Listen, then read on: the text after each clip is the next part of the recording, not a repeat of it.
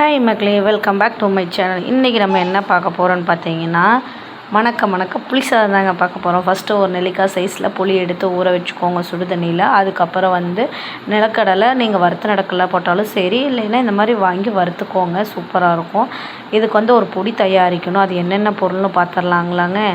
மிளகு, ஜீரகம், கடலப்பருப்பு, உளுந்தம்பருப்பு, மல்லி இதெல்லாம் போட்டு ட்ரை ரோஸ்ட் பண்ணிடுங்க. நல்லா மொறுமொறுன்னு ஆகணும் ஃப்ரெண்ட்ஸ். நல்லா மொறுமொறுன்னு ட்ரை பண்ணிவிட்டு பாதி ட்ரை ஆகும்போது உங்களுக்கு தேவையான அளவு வரமிளகா போட்டுக்கோங்க. நாங்கள் 2 தான் போட்டேன், என்ன போதும், காரம் அதிகமாக இருக்கும், அவ்வளோதாங்க. இதை நம்ம நல்லா பொடி பண்ணிக்கலாம். பொடி பண்ணதுக்கப்புறம் அந்த பொடியை எடுத்து ஒரு ஓரமாக வச்சுடுங்க. ஒரு வடைச்சட்டி காஞ்சதும் நல்லெண்ணெய் உங்களுக்கு எவ்வளோ வேணுமோ ஊற்றிக்கோங்க.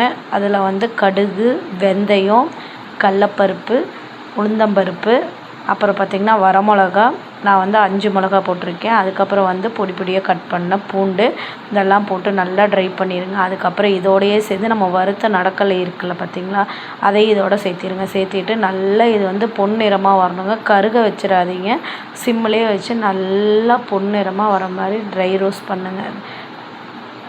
நல்லா இது வந்துருச்சுங்க பாருங்கள், கலர் மாறிடுச்சு. அவ்வளோதான். இதில் நம்ம கரைச்சி வச்சுருக்க புளி தண்ணியை ஊற்றிடலாங்க. புளி தண்ணி உங்களுக்கு எவ்வளோ புளி தேவைப்படுதோ அவ்வளோ புளி போட்டுக்கலாம். நான் ஒரு 4 பேர்த்துக்கு வேணுங்கிற அளவு செய்கிறேன். இதில் நான் ஒரு 100 புளி போட்டிருக்கேன்.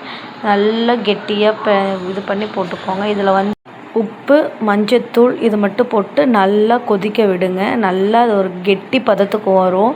நல்லா கொதிக்க விடுங்க. இப்போ நீங்கள் ஸ்பீடாக வச்சுக்கலாம். இதில் இன்னொன்று மறந்துட்டேன், பெருங்காயத்தூள் கண்டிப்பாக போடணும். அதுதான் உண்மையிலேயே இன்னும் கொஞ்சம் டேஸ்ட்டு தூக்கி கொடுக்கும்.